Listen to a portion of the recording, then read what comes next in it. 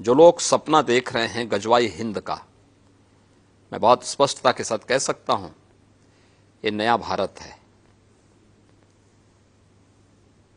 ये दुनिया के सबसे लोकप्रिय नेता से नरेंद्र मोदी जी के नेतृत्व का भारत है। इस नए भारत में विकास सबका, लेकिन तुष्टीकरण किसी का नहीं। सबका साथ, सबके विकास की भावना के साथ सरकार कार्य कर रही है। सबका विश्वास और सबके प्रयास को लेकर के सरकार चल रही है। ये नया भारत संविधान के अनुरूप चलेगा, शरीयत के अनुरूप नहीं। और मैं इस बात को भी स्पष्टता के साथ कह सकता हूं, गजवाए हिंद का सपना कयामत के दिन तक भी साकार नहीं होगा। सर, हमने देखा है कि हिजाब को लेकर कंट्रोवर्सी चल रही है, उस पर आपका कोई व्यू है कि हिजाब? देखिए, मेरा तो बहुत स्पष्ट मानना है, भारत की व्यवस्था संविधान के अनुरूप चलनी चाहिए। हमारी व्यक्तिगत आस्था, हमारे व्यक्तिगत स्वयं के अधिकार या हमारी स्वयं की पसंद नापसंद हम देश के ऊपर लागू नहीं कर सकते, संस्थाओं के ऊपर लागू नहीं कर सकते। ये नहीं लागू कर सकते हैं। क्या मैं उत्तर प्रदेश के अंदर सभी कर्मचारियों को या सभी लोगों को ये बोल सकता हूं कि आप भी भगवा धारण करें? ये उनका विषय है, जो उनको धारण करना करें, लेकिन ड्रेस कोड स्कूलों में लागू होना चाहिए। स्कूल का विषय है, स्कूल के अनुशासन का विषय है। आर्मी में कोई ये कहेगा कि हम लोग जो है अपने अनुसार चलेंगे, फोर्स में कोई इस प्रकार की बात करेगा? कहां अनुशासन रह पाएगा? व्यक्तिगत आस्था आपकी अपनी जगह होगी, लेकिन जब संस्थाओं की बात होगी तो संस्था के नियम कानून को हमें मानना होगा। देश की व्यवस्था होगी, देश के संविधान को मानना होगा। लेकिन ओवैसी साहब जो यहाँ पे बड़ी जोर शोर से कैंपेन कर रहे हैं, वो तो यहाँ पे वो कह रहे हैं कि जो हिजाब है फंडामेंटल राइट है, और एक दिन एक बेटी जरूर प्रधानमंत्री बनेगी जो हिजाब पहनी होगी। देखिए, उसी बेटी को तो स्वतंत्र कराने के लिए, उसी बेटी को तो अधिकार देने के लिए प्रधानमंत्री मोदी जी ने 3 तलाक की कुप्रथा को हमेशा के लिए रोका है। उसी बेटी को न्याय दिलाने के लिए, सम्मान दिलाने के लिए और स्वावलंबन के मार्ग पर अग्रसर करने के लिए ये फैसले लिए जा रहे हैं। और उसी बेटी के सम्मान को लेकर के हम लोग इस बात को कहते हैं कि शरीयत के अनुसार व्यवस्था नहीं चलेगी, संविधान के अनुरूप चलेगी। जब संविधान के अनुरूप व्यवस्था चलेगी, हर बेटी को सुरक्षा, हर बेटी का सम्मान और हर बेटी के स्वावलंबन का कार्य होगा। सर, आपने कहा कि आपको लगता है कि बीजेपी के समर्थन में बहुत लोग आ रहे हैं। आपको लगता है महिलाएं भी बीजेपी का खुल के समर्थन कर रही हैं? आपने वुमेन सेफ्टी को भी एक इशू बनाया है। पहले चरण में बनाया नहीं, हमने करके दिखाया है। देखिए, बहुत फर्क साफ है, फर्क साफ है।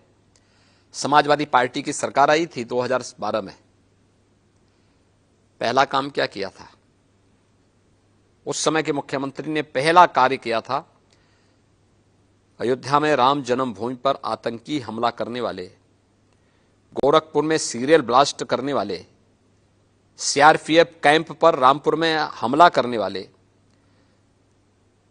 कचहरियों पर, वाराणसी, अयोध्या और लखनऊ की कचहरियों पर हमला करने वाले उन आतंकियों के मुकदमों को वापस लेने की उन्होंने शरारत की थी। हम धन्यवाद देंगे, उस समय की उच्च न्यायालय इलाहाबाद ने उसको रोका था, रोक लगाई थी। और हमारी सरकार जब आई 2017 में, हमने एक दिन 3 फैसले किए। पहला, बेटियों की सुरक्षा के लिए एंटी रोमियो स्क्वाड का हर थाने में गठन होना।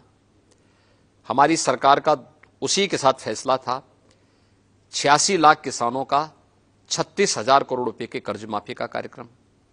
हमारी सरकार का तीसरा फैसला था अवैध बूचड़खानों को बंद करना।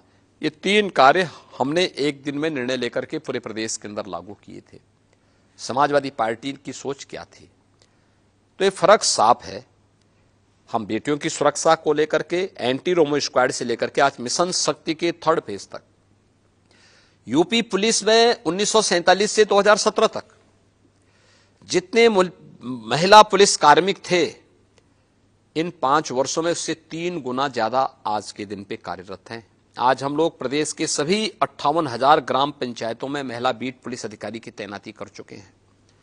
वे वहां पे सुरक्षा पे चर्चा करती है, गांव की महिलाओं को केंद्र और राज्य सरकार से जुड़ी हुई महिला कल्याणकारी योजनाओं के साथ जोड़ने का काम भी करती हैं। तो स्वाभाविक रूप से महिला सुरक्षा, महिलाओं का सम्मान और उनका स्वावलंबन अत्यंत महत्वपूर्ण है। सभी 58,000 ग्राम पंचायतों में बैंकिंग सुविधा हमारी सरकार ने दिया है, बैंकिंग कॉरेस्पोंडेंट सखी के माध्यम से 1 करोड़ महिला स्वयंसेवी समूह से जुड़ी हुई बहनों को प्रदेश के अंदर महिला स्वयंसेवी समूह के माध्यम से जोड़ करके, कन्वर्जेंस के माध्यम से उनको कार्य पे लगा करके, रिवॉल्विंग फंड उन्हें उपलब्ध करवा करके उन्हें आर्थिक स्वावलंबन की ओर अग्रसर किया गया है। महिला सुरक्षा महत्वपूर्ण है और स्वाभाविक रूप से प्रथम फेज में जाति, मत, मजहब की सीमाओं को तोड़ करके माताओं, बहनों ने, बेटियों ने भारतीय जनता पार्टी के सुरक्षा के इस एजेंडे को मुक्त कंठ से स्वीकारा है